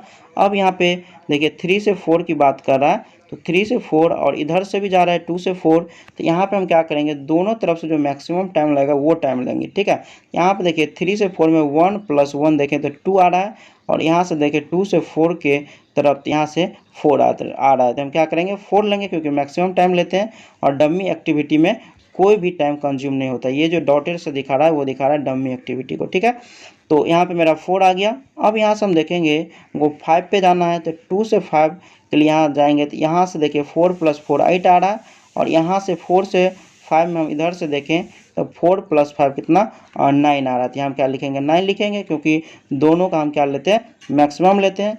अब इधर हम 5 से 6 की तरफ जाएँ तो यहाँ पे देखिए 9 और 2 है 11, और इधर से 4 और 6 से देखें तो ये 8 आता है, तो यहाँ पर क्या करेंगे 11 ले लेंगे, मैक्सिमम हो गया। तो यहाँ पे देखिए ये मेरा बोला अर्लीस्ट स्टार्टिंग टाइम, तो स्टार्टिंग टाइम जो 5 से 6 के बीच में जो स्टार्ट करेगा यानी 5 पॉइंट पे जो टाइम आएगा वही होगा मेरा। ठीक है, और 11 पे के लिए हमको पूछता जो अर्लीस्ट फिनिश टाइम, तब हम क्या लेते हैं 11 लेते हैं, बट यहाँ पे स्टार्टिंग टाइम बोल रहा है, तो इसका जो सही हो जाएगा ये हो जाएगा सी, यानी मेरा कितना आ जाएगा 5 आ जाएगा। ठीक है, उसका हम बात करें 48, तो 48 में हमको यहाँ पे दिया हुआ है डायग्राम हमको दिया हुआ है एक्टिविटी का 3 से 10 तक हमको दिया हुआ है। यहाँ पे अर्लीस्ट डे 20 वीक दिया हुआ है, अर्लीस्ट डेट हमको दिया हुआ है यहाँ पे 40 वीक, और यहाँ पे लेटेस्ट डेट हमको दिया हुआ है 45, और लेटेस्ट डेट इसके लिए दिया हुआ हमको 25। ठीक है, बोल्ड है यहाँ पे the earliest date and latest date of event 3 and 10 are given in the above figure. Activity is connecting both the event and its duration is 10 week the independent float of the activity। देखिए बात कर रहे हैं यहाँ पे independent float निकालने के लिए, यहाँ पर हम आपको बता दें इसका जो आप फार्मूला डायरेक्ट याद रख सकते हैं इंडिपेंडेंट फ्लोट का। तो ये जो मेरा होता है क्या TEJ माइनस TLI और माइनस होता है TIJ। ठीक है, यहाँ पर देखिए TEJ जो मेरा हो गया, जो इसका अर्लीस्ट डेट जो हो गया मतलब किसका आगे का, मतलब आगे पार्ट का, और यहाँ पे TLA मतलब लेटेस्ट जो मेरा क्या है लेटेस्ट जो टाइम हमको दिया हुआ लेटेस्ट डेट, ये दिया हुआ क्या प्रीसीडिंग का मतलब पीछे वाले का। ठीक है, तो यहाँ पे हम क्या करेंगे सभी का वैल्यू पुट कर देंगे, और यहाँ पे टाइम हमको दिया हुआ है एक्टिविटी ई के लिए 10 हमको वीक दिया हुआ है, इसको हम क्या करेंगे माइनस कर देंगे, तो ये मेरा क्या आ जाएगा निकल के आ जाएगा। तो यहाँ पे यदि हम देखें तो यहाँ पे देखिए हम लिखे थे क्या TEJ माइनस TLI, और यहाँ पे लिखे थे TIJ। ठीक है, यहाँ पे देखिए TEJ के जगह हमको कितना दिया हुआ है, ये दिया हुआ है 40, यहाँ 40 पुट कर देंगे, और TLI के जगह हमको कितना दिया हुआ है, यहाँ पे दिया हुआ है 25, तो यहाँ पे हम क्या करेंगे 25 पुट कर देंगे, और TIJ हमको कितना दिया हुआ है, ये दिया हुआ है 10, तो यहाँ 10 पुट कर देंगे, तो ये मेरा कितना निकल के आ जाएगा, ये आ जाएगा 5 वीक। तो 48 का जो सही ऑप्शन हो जाएगा ये हो जाएगा क्या ए। उसके हम बात करें 49, तो 49 में हमको यहाँ पे मैच कराने के लिए दिया हुआ है, बोल रहा है कंसीडर द फॉलोइंग पेयर, हमको 3 दिया हुआ है, बोल रहा है which of this pair are correctly match, बोल रहा है इसमें से कौन कौन करेक्ट मैच कर रहा है। ठीक है, तो यहाँ पे यदि हम देखें फर्स्ट हमको दिया हुआ difference between total float and free float, तो हम इसको बोलते हैं इंटरफेयरिंग फ्लोट, तो ये मेरा क्या है सही है। हमको सेकेंड में दिया हुआ है sum of independent float and tail slack, तो इसको हम क्या बोलते हैं फ्री फ्लोट बोलते हैं, तो ये भी सही है। 3 में हमको दिया हुआ है sum of independent float tail slack and interfering float, तो ये जो मेरा होता है क्या टोटल फ्लोट के बराबर। तो 49 का जो सही ऑप्शन हो जाएगा ये हो जाएगा ए, यानी 1, 2 एंड 3 सभी क्या सही है। 50 देखेंगे, यहाँ पे हमको नेटवर्क डायग्राम दिया हुआ है, बोल्ड है consider the activity on arrow network of a project show in the given figure. Activities are designated by alphabets and duration are shown around the stem of the arrow। यहाँ पे हमको बोल रहा है the critical path will be, देखिए बोल रहा है यहाँ पे क्रिटिकल पाथ निकालने के लिए, तो इस टाइप का क्वेश्चन हम पहले भी देख चुके हैं। जिस पाथ में मैक्सिमम टाइम कंज्यूम होता है उसको हम क्या करते हैं क्रिटिकल पाथ कंसीडर करते हैं। तो यहाँ पे यदि हम देखें तो 1, 2, 3, 5, 7 और 8 में जो है मैक्सिमम टाइम कंज्यूम होता है। ठीक है, तो ये मेरा क्या होगा क्रिटिकल पाथ होगा, तो इसका जो सही ऑप्शन हो जाएगा ये हो जाएगा बी। ये आप निकाल सकते हैं क्योंकि हम पहले ही बता चुके हैं निकालने का तरीका, किस तरह से टाइम ऐड करते हैं जिससे मैक्सिमम टाइम को निकालता है, तो इसका हो गया ये हो गया बी। उसका हम बात करें 51, 51 में हमको दिया हुआ है in the network given above the critical path of activities is. देखिए बात कर रहा है यहाँ भी सेम क्वेश्चन है जो क्रिटिकल पाथ निकालने के लिए, तो इसमें हम क्या करेंगे मैक्सिमम टाइम देखेंगे किस पाथ में हमको लग रहा है, उसके अनुसार हम क्या करेंगे उसको कंसीडर कर लेंगे क्रिटिकल पाथ। तो यहाँ पे यदि हम देखें तो यहाँ से देखें तो ए डी ई और एफ उसके बाद एच, यानी इस पाथ में जो है मैक्सिमम टाइम कंज्यूम हो रहा है, तो इसका जो सही ऑप्शन हो जाएगा 51 का ये हो जाएगा सी, मतलब A D E F H ये मेरा क्या होगा क्रिटिकल पाथ होगा। उसका हम बात करें 52 में हमको दिया हुआ which are the following project management technique is deterministic in nature. देखिए बात करें यहाँ पे डिटर्मिनिस्टिक इन नेचर का, ये मेरा क्या होता है CPM होता है। CPM जिसको हम क्रिटिकल पाथ मेथड बोलते हैं, तो ये मेरा होता है क्या डिटर्मिनिस्टिक अप्रोच होता है। और इधर यदि पार्ट की बात करें तो ये प्रोबेबिलिस्टिक होता है, तो इसका जो सही ऑप्शन हो गया ये हो गया ए। 53 देखेंगे consider the following statements associated with critical path. यहाँ पर हमको क्रिटिकल पाथ से रिलेटेड स्टेटमेंट दिया हुआ है, बोल रहा है which of the statement given above are correct. तो हम पहला देखेंगे, पहला हमको दिया हुआ है critical path is the most important sequence of activities which has no float and which determine the project completion period. तो ये स्टेटमेंट पहला क्या सही है। सेकेंड हमको दिया हुआ है critical path is the largest path with shortest duration with in which the project can be completed, तो ये भी सही है। थर्ड हमको दिया हुआ है the difference between early start time and late finish time must be equal to the activity duration, तो ये भी सही है। तो 53 का जो सही ऑप्शन हो जाएगा ये हो जाएगा ए, यानी 1, 2 एंड 3 सभी स्टेटमेंट क्या है सही है। उसके बाद बात करें हम 54 में हमको दिया हुआ है what is the time by which the completion of an activity can be delayed without affecting the start of succeeding activity called इसको जो हम बोलते हैं क्या बोलते हैं फ्री फ्लोट बोलते हैं, ठीक है। इसका जो सही ऑप्शन हो गया ये हो गया डी। उसके बाद हम बात करें 55, तो 55 में हमको दिया हुआ है duration along the critical path define which of the following. देखिए बात करें ड्यूरेशन जो है क्रिटिकल पाथ के अलॉन्ग जो डिफाइन है वो है क्या मेरा होना चाहिए शॉर्टेज ड्यूरेशन परमिसेबल, ठीक है। यहाँ पे पहला हमको दिया हुआ शॉर्टेज ड्यूरेशन नीडेड, ये क्या है गलत है। शॉर्टेज ड्यूरेशन परमिसेबल होना चाहिए और लॉन्गेस्ट ड्यूरेशन क्या होना चाहिए नीडेड होना चाहिए, ठीक है। तो इसका जो सही हो गया यानी 2 एंड 3 क्या है सही है, तो इसका जो सही ऑप्शन हो गया ये हो गया सी।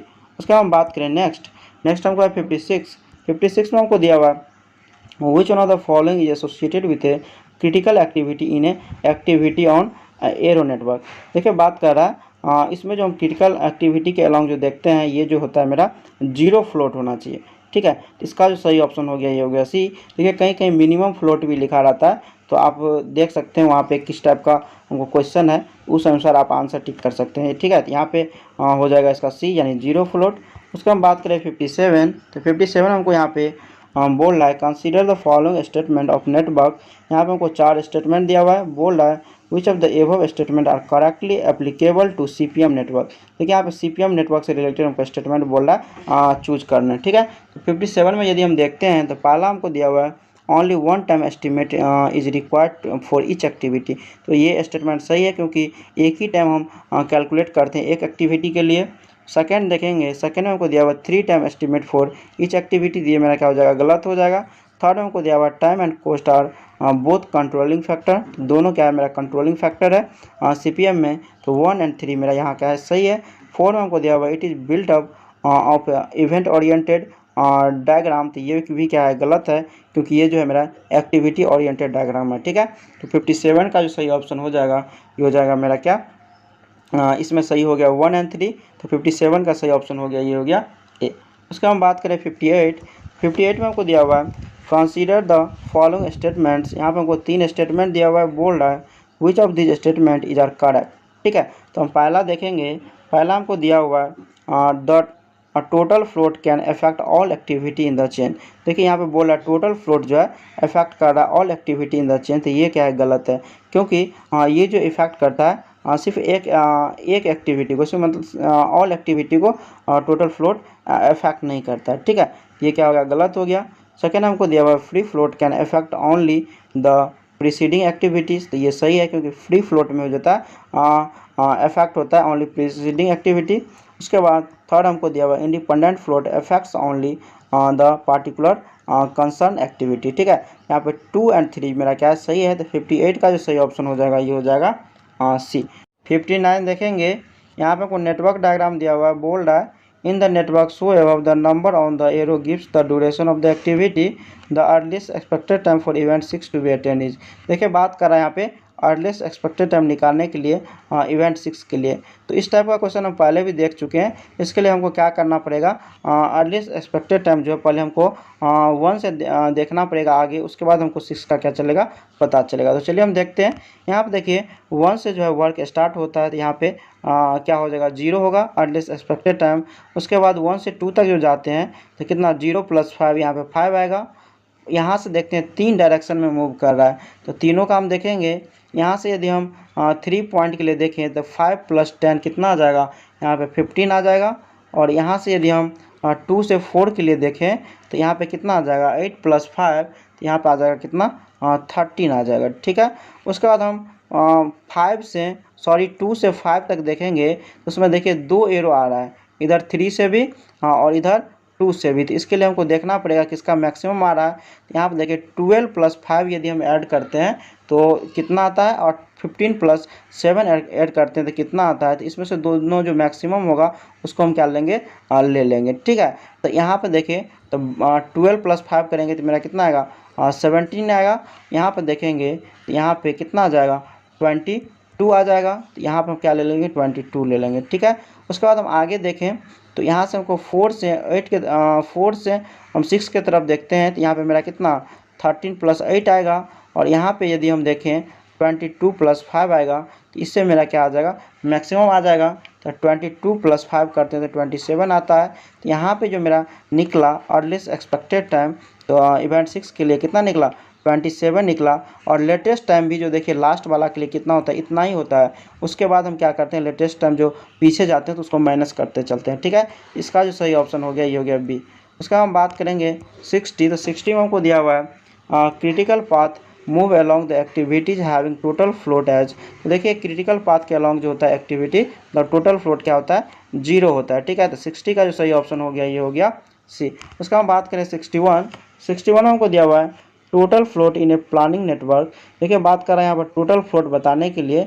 देखिए हम यहाँ पे आपको बता दें 2 इवेंट के बीच में टाइम लेके जो किस तरह से इसको हम निकालते हैं। यहाँ पे मान लीजिए 2 इवेंट है और यह मेरा एक्टिविटी को दिखा रहा है। ठीक है। तो यहाँ पे हम मान लेते हैं टी जो है मेरा आई जे है, और यहाँ पे देखिए टी ई क्या है मेरा जो आई है। ठीक है। और यहाँ पे देखें तो मेरा क्या है टी एल आई है, और यहाँ पे आगे में देखें तो मेरा हो जाएगा क्या टी मतलब टी जे हो जाएगा, और यहाँ पे टी एल जे हो जाएगा। तो टोटल फ्लोट जो हम कैलकुलेट करते हैं तो इसका जो फार्मूला होता है ये होता है मेरा क्या T L J minus T E I minus T I J.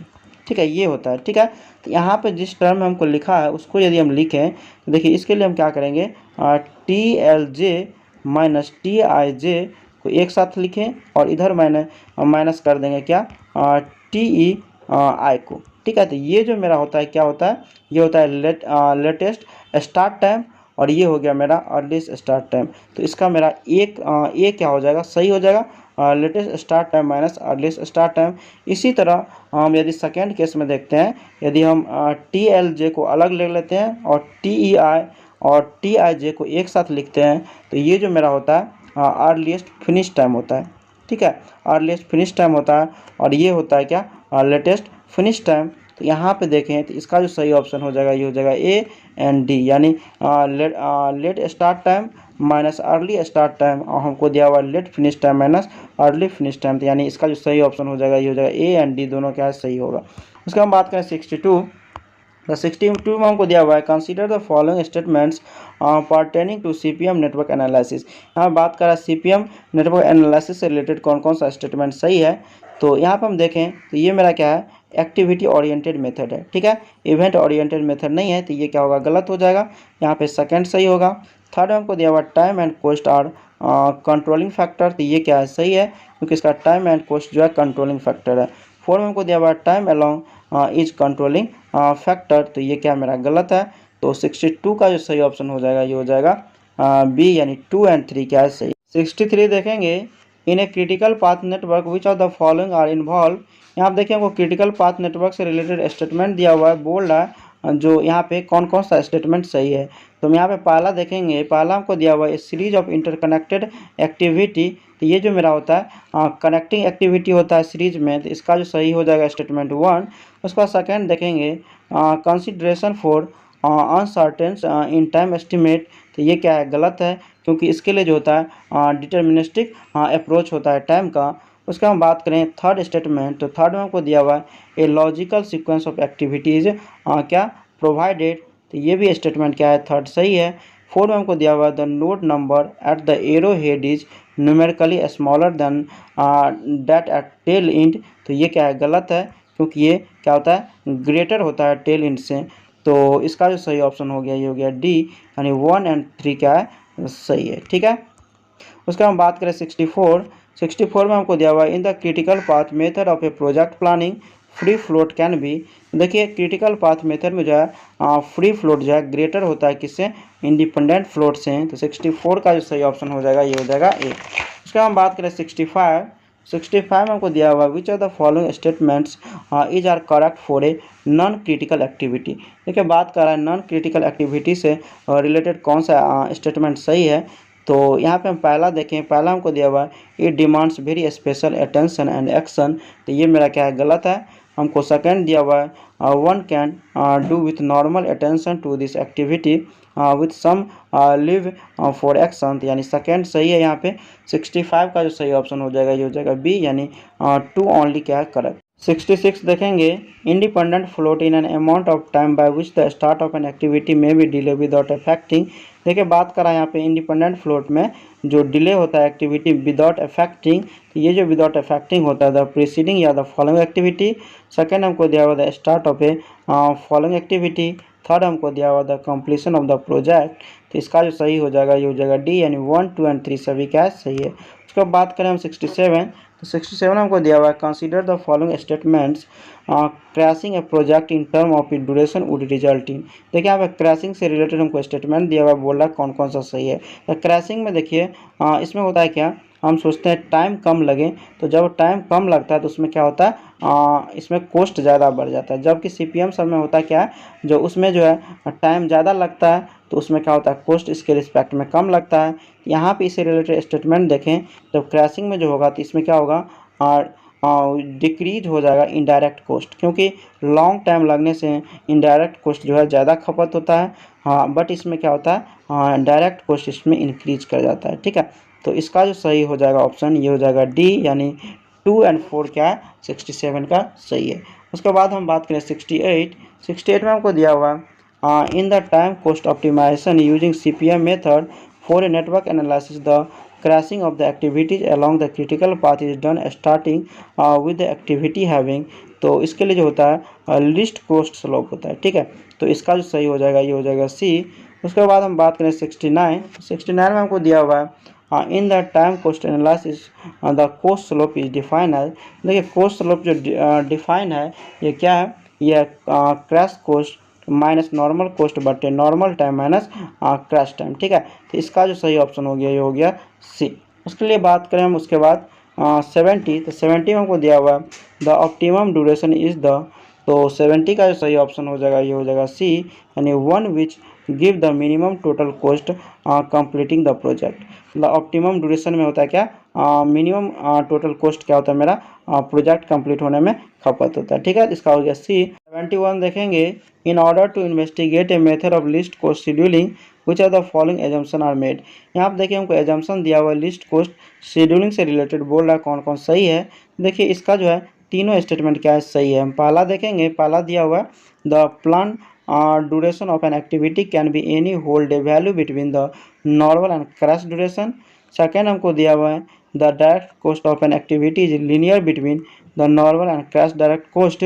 Third हमको दिया हुआ है the overhead cost is linearly during the entire project, यानी सभी क्या है, सही है। तो इसका जो सही ऑप्शन हो जाएगा ये हो जाएगा डी, यानी 1, 2 और 3 क्या है, सही है। उसके बाद हम बात करें 72 में हमको दिया हुआ है which one of the following is the correct sequence to analyse a project for implementation. देखिए बात कर रहा है सीक्वेंस को अरेंज करने के लिए, जो हम प्रोजेक्ट को हम क्या करते हैं, एनालाइज करते हैं, उसके लिए हमको दिया हुआ है सभी। तो इसका हम देखेंगे तो इसका जो सही हो जाएगा ये हो जाएगा सी। यानी हम पहले देखते हैं वर्क ब्रेकडाउन स्ट्रक्चर, उसके बाद होता है नेटवर्क, उसके बाद होता है शेड्यूलिंग विथ रिसोर्स एलोकेशन, उसके बाद है टाइम कॉस्ट स्टडी। ठीक है, तो इसका जो हो गया ये हो गया सी। उसके बाद हम देखेंगे 73 हमको दिया हुआ है consider the following statement regarding CPM technique of a project planning. यहाँ देखें कोई स्टेटमेंट दिया हुआ है CPM से रिलेटेड, बोल रहा है कौन कौन सही है। तो पहला देखेंगे, पहला हमको दिया हुआ 73 में दिया हुआ है क्या, the critical path consist of those activity for which the total float is zero. देखिए क्रिटिकल पाथ के अलॉन्ग जो है टोटल फ्लोट क्या होता है, जीरो होता है, तो ये क्या है, सही है। सेकेंड हमको दिया हुआ है independent float is express as the difference between total float and the slack at the head event, तो ये क्या है, गलत है क्योंकि इसमें लेग इवेंट की बात करता है। थर्ड हमको दिया हुआ है it is not possible to complete an activity earlier than the crash time. ये क्रैश टाइम में फास्ट कंप्लीट होता है क्योंकि इसमें कम टाइम लगता है, तो ये भी स्टेटमेंट क्या है, सही है। यानी 73 का जो सही ऑप्शन हो गया ये हो गया डी, यानी 1 और 3 क्या है, सही है। उसके बाद हम बात करें 74 में हमको दिया हुआ है which one of the following is the objective in crashing. तो देखिए क्रैशिंग में जो मेरा मेन ऑब्जेक्टिव होता है जो टाइम को घटाना, यानी इसका जो सही हो जाएगा ये हो जाएगा ए, यानी रिडक्शन इन ड्यूरेशन। 75 देखेंगे in a construction project the cost slope of an activity is an indication of, तो ये जो इंडिकेट करता है एक्स्ट्रा कोस्ट नीडेड, तो इसका जो सही ऑप्शन हो जाएगा ये हो जाएगा बी। उसके बाद हम बात करें 76, तो 76 में हमको दिया हुआ है indirect cost due to accident includes, तो इसका जो हो जाएगा 76 का ये हो जाएगा डी, यानी over time payment to make up the loss of time. ठीक है, उसके बाद हम बात करें 77, तो 77 में हमको दिया हुआ है रिसोर्स लेवलिंग, तो 77 का जो सही हो जाएगा ये हो जाएगा सी, यानी uniform demand of resource is achieve. ठीक है, उसके बाद हम बात करें 78 में हमको दिया हुआ है यहाँ पे which are the following are the possible change during the updating of the project network. यहाँ पर देखिए हमको अपडेटिंग से रिलेटेड स्टेटमेंट दिया हुआ है, बोल रहा है कौन कौन सही है। तो पहला देखेंगे change in the duration of an activity, मतलब इसमें हम एक्टिविटी के ड्यूरेशन में चेंज कर सकते हैं। सेकेंड हमको दिया हुआ है एडिशन या डिलीशन ऑफ एन एक्टिविटी, ये भी कर सकते हैं। थर्ड हमको दिया हुआ है change in the logical relationship among the activities, यानी तो सभी क्या है, सही है। तो 78 का जो सही ऑप्शन हो जाएगा ये हो जाएगा ए, यानी 1, 2 और 3 क्या है, सही है। उसके बाद हम बात करें 79 में हमको दिया हुआ है which one of the following is the base for resource levelling, बोल रहा है इसमें से कौन जो है बेस है फॉर रिसोर्स लेवलिंग के लिए, तो इसका जो हो जाएगा ये हो जाएगा बी, यानी delaying the start of non critical activities. ठीक है, उसके बाद हम देखेंगे 80 में हमको दिया हुआ यहाँ पे the activity duration day and resource requirement unit are show in the figure above what is the maximum resource require in a day. देखिए बात कर रहा है in a day maximum resource required होगा, तो देखिए ये जो दिखाता है जो एक्टिविटी यहाँ पे देखिए ए और सी और डी जो है पैरेलल में है, तो इसलिए इसमें क्या होगा मैक्सिमम रिसोर्सेज यूज होगा। तो यहाँ पे हम यदि तीनों को जोड़ें तो इसके लिए कितना रिसोर्सेज है, 6 है, यहाँ पे 6 जोड़ेंगे प्लस 4 जोड़ेंगे और यहाँ पे 8 जोड़ेंगे, तो ये जो मेरा निकल के आ जाएगा कितना, 18। तो इसका जो सही ऑप्शन हो जाएगा ये हो जाएगा डी, क्योंकि यहाँ पे देखा जाता है maximum number of resources required होता है जब एक्टिविटी क्या होता है परफॉर्म करता है पैरेलल। ठीक है, तो इसका जो सही हो गया ये हो गया डी। उसके बाद हम बात करें 81, तो 81 में हमको यहाँ पे दिया हुआ है what is the process of incorporating change and rescheduling या रिप्लानिंग इज कॉल्ड, इसको हम क्या बोलते हैं, अपडेटिंग बोलते हैं। तो 81 का जो सही ऑप्शन हो गया ये हो गया डी। उसके बाद हम बात करें 82 में हमको दिया हुआ है रिसोर्स स्मूथिंग इज, तो 82 का जो सही ऑप्शन हो जाएगा ये हो जाएगा बी, यानी an adjustment of resource without affecting project duration. उसके बाद हम बात करें 83, तो 83 में हमको दिया हुआ है which one of the following is relevant to activity on node, मतलब यहाँ पर देखिए हमको बोल रहा है कौन जो है दिखाता है एक्टिविटी ऑफ नोड को, तो 83 का जो हो जाएगा ये हो जाएगा B, there will be no dummy activity. देखिए डमी एक्टिविटी जो है एक्टिविटी ऑन नोड में यूज नहीं करते हैं, ये यूज करते हैं एक्टिविटी ऑन एरो में। तो इसका जो सही ऑप्शन हो गया ये हो गया क्या बी। ठीक है, उसका हम बात करें 84, तो 84 में हमको दिया हुआ है which system of network given below completely eliminating the use of dummy activity. देखिए डमी एक्टिविटी हम यूज करते हैं किसमें, एक्टिविटी ऑन एरो में, यानी एक्टिविटी ऑन नोड में नहीं करते हैं। तो इसका जो सही हो जाएगा ये हो जाएगा बी, क्योंकि यहाँ बात कर रहा है जो कम्प्लीटली डिलीट करते हैं डमी एक्टिविटी, तो ये करते हैं किसमें, एक्टिविटी ऑन नोड में। तो इसका जो हो गया ये हो गया बी। 85 देखेंगे, the original cost of N equipment is Rs 10,000, its salvage value at the end of its total useful life of 5 years is Rs 1,000, its book value at the end of 2 years of its useful life as per straight line method of evaluation of depreciation will be।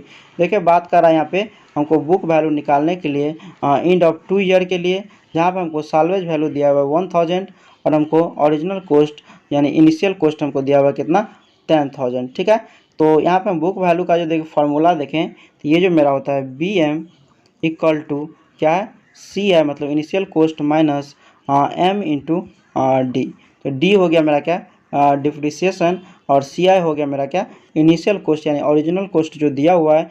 M जो हो गया मेरा जितना year के लिए बोल रहा है, जितना इंड ईयर में बोल रहा है यानी 2 ईयर के लिए बोल रहा है, तो यहाँ पे 2 पुट कर देंगे। इससे पहले हमको डिप्रिसिएशन निकालना पड़ेगा। तो इसका जो फार्मूला होता है डी इक्वल टू ये होता है सी आई माइनस सी एस बटे एन। सी आई हो गया मेरा ओरिजिनल कॉस्ट, सी एस हो गया मेरा साल्वेज वैल्यू और एन हो गया जितना टाइम पीरियड के लिए बात कर रहा है। तो यहाँ पे सी आई हमको कितना है ये 10,000, यहाँ 10,000 पुट कर देंगे और सी एस हमको है 1000, यहाँ 1000 पुट कर देंगे और एन हमको कितना दिया हुआ है ये दिया हुआ है 5 ईयर के लिए, तो यहाँ पर हम 5 पुट कर देंगे। यहाँ से जो डी का वैल्यू निकल के आएगा वो आएगा 1800। ठीक है, तो यहाँ पर हम क्या करेंगे बुक वैल्यू का फार्मूला हम पुट कर देंगे। यहाँ पे बुक वैल्यू का फार्मूला क्या था B M equal to C I minus M into D. यहाँ पर देखिए एम इक्वल टू 2 है तो बी 2 इंड ईयर के लिए है, तो यहाँ पे सी आई हमको कितना है 10,000 माइनस 2 इंटू डी हो गया मेरा कितना 1800, 1800 पुट कर देंगे। तो ये जो मेरा निकल के आएगा ये आएगा 6400। तो इसका जो सही ऑप्शन हो जाएगा ये हो जाएगा सी। उसके बाद हम बात करें 86, तो 86 में हमको दिया हुआ है cost benefit studies are essential to. तो इसका जो सही ऑप्शन हो जाएगा 86 का ये हो जाएगा डी, यानी evaluate the viability and worth wellness of taking up the project. ठीक है, उसके बाद हम बात करें 87, तो 87 हमको दिया हुआ है sensitivity analysis is a study of. तो 87 का जो सही ऑप्शन हो जाएगा ये हो जाएगा सी, मतलब change in output due to change in input. ठीक है, तो इसका हो गया सी। उसका हम बात करें 88, तो 88 में हमको दिया हुआ है with the usual notation sinking fund factor is given by. देखिए सिंकिंग फंड फैक्टर का जो मेरा फार्मूला होता है ये होता है आई बट्टे 1 प्लस आई के पावर एन माइनस 1। ठीक है, आई हो गया मेरा क्या इंटरेस्ट रेट और यहाँ पे हो गया N equal to time period जो होता है। तो इसका जो सही ऑप्शन हो जाएगा ये हो जाएगा बी। ठीक है, उसके बाद हम बात करें 89 में आपको दिया हुआ है a machine cost R 16,000 by constant rate of declination declining balance method of depreciation, its salvage value after an expected life of 3 year is Rs 2000, rate of depreciation is. देखिए बात कर रहे हैं यहाँ पे रेट ऑफ डिप्रिसिएशन हमको निकालने के लिए rate of declining balance method का यूज करके। तो इसका जो फार्मूला होता है ये होता है F D B equal to 1 minus C S बटे सी आई। ठीक है, उसका होता है 1 बटे एन। ठीक है, तो यहाँ पर देखिए सी एस हो गया मेरा साल्वेज वैल्यू और सी आई हो गया जो मेरा ओरिजिनल कॉस्ट दिया हुआ वो। यहाँ पे सी एस के जगह हम पुट कर देंगे, ये कितना दिया हुआ है 2000, यहाँ पे हमको दिया हुआ है 2000 और सी आई दिया हुआ है कितना 16,000, तो यहाँ 16,000 पुट कर देंगे और एन इक्वल टू मेरा कितना है 3 है, तो यहाँ 3 पुट कर देंगे। तो ये जो मेरा निकल के आएगा कितना ये आता है 0.5। तो इसका जो सही ऑप्शन हो जाएगा ये हो जाएगा क्या 89 का डी। उसका हम बात करें 90, तो 90 में हमको दिया हुआ है a construction equipment has a useful life of 5 year after which it is to be replaced by a new one if the interest rate is 4%, the sinking fund factor will be. देखिए बात कर रहा है यहाँ पे sinking fund factor हमको निकालने के लिए, तो इसका जो हम फार्मूला जानते हैं ये क्या होता है, सिंकिंग फंड फैक्टर का ये होता है आई बट्टे 1 प्लस आई के पावर n माइनस 1।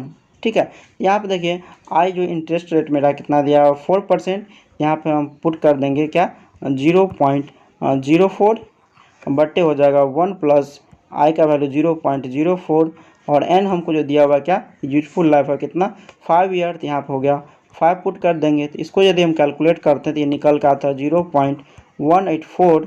इसका जो सही ऑप्शन हो जाएगा ये हो जाएगा बी। उसके बाद हम बात करें 91, तो 91 में हमको दिया हुआ है sinking fund method is useful in, तो ये जो यूजफुल है किसके लिए, या डिप्रिसिएशन के लिए, तो इसका जो सही ऑप्शन हो जाएगा ये हो जाएगा ए।